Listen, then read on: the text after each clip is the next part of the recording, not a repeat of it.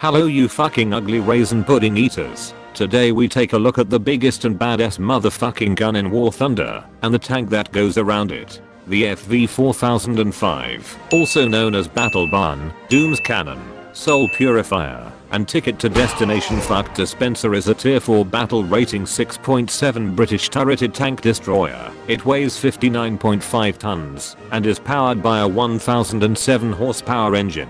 At this point you might think that this is really good, but wait, because of the big ass turret and shitty British engineer, with all that power, it can only go up to 31 km an hour forwards, and 10 km an hour backwards, but you can get up to that speed on any terrain quite easily. I will talk about the armor a little bit, but if you play this tank thinking that you will bounce some shots, please hang yourself. Anyway, the front hull is 76mm thick, sloped back at 61 degrees, for an effective thickness of around 150mm, but it doesn't really matters, since your turret is the size of a fucking skyscraper, and it's only 14mm thick. The only good thing is that it's not enough to detonate most APHE shells, so you usually can survive 1 or 2 penetrating hits. But if at least half of your fucking brain is working, you might understand that this tank don't need armor or mobility to perform well. It only needs its massive gun.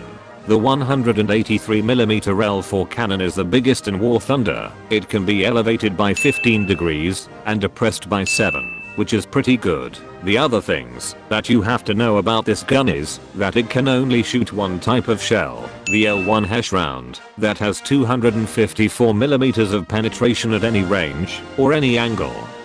And that's enough to go through the front plate of any tank in the game. But there is a big downside. Even with a fully upgraded crew, your reload time will be around 32 seconds, and if one of your loaders dies, you might have the time to watch the entire Breaking Bad series before your 1 minute reload is over. So, how do you play the Battle Barn? Well, let me show you. First, you load a full ammo rack that only contains a grand total of 12 rounds, and then you can't say anything to the other rounds, because there isn't any. After that you go on the battlefield and try to find a good position. With this tank destroyer, you don't go to the front line, you try to keep your distances and always control the distance of engagement.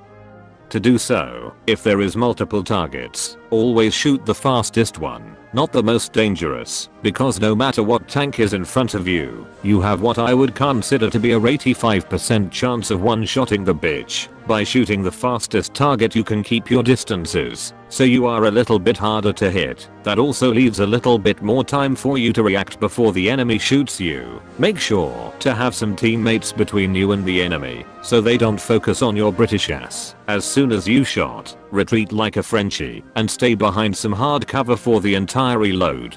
Because of the turret design, you can't peek without getting raped first. The enemy will always get a shot on you before your gun can clear the obstacle in front of you, so don't do that. Instead, use your 7 degrees of gun depression as much as possible.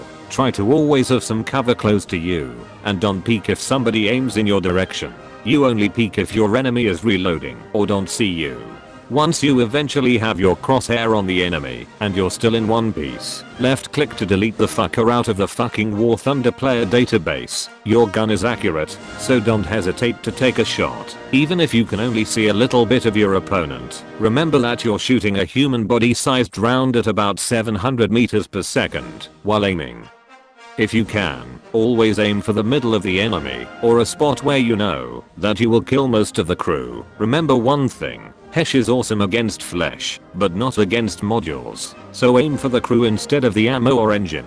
Because even if the 72 kilograms shell could turn a Tiger II into some fucking origami, this is not how it works in War Thunder. So, repeat the process until you die or run out of ammo. Always watch your ammo counter, and if you have 3 rounds left or less, go close to a cap point and resupply. One other important role that you have is air superiority. If you can, right after your fire, go back into cover and take an airplane or bomber. When you will come back, your reload should be over. That way you're not completely useless for 30 seconds every time you shoot.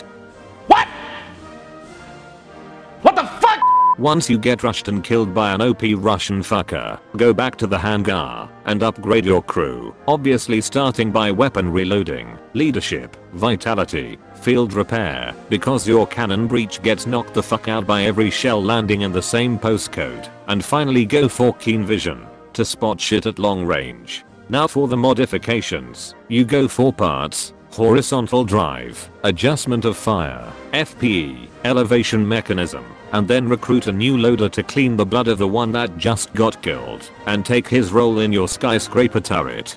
Overall this tank is fucking awesome. It's not easy to play, but anyone should be able to get at least 1 kill out of it, and a good player should get more than 4 kills for 1 death. Even if the top speed isn't very good, the acceleration and hull traverse speed are great. It feels a lot lighter than 60 tons to drive, and the best thing about this T-box is the gun. With this thing you can purify the ass of any tank in the game, at any range, and now that the HESH shells are kinda fixed, you can penetrate some shots at extreme angles. Now that you know how to play the Doom's cannon, go back on the battlefield to club some more seals that decide to peek you for some reason. If you liked this video, make sure to like, share, and subscribe for more.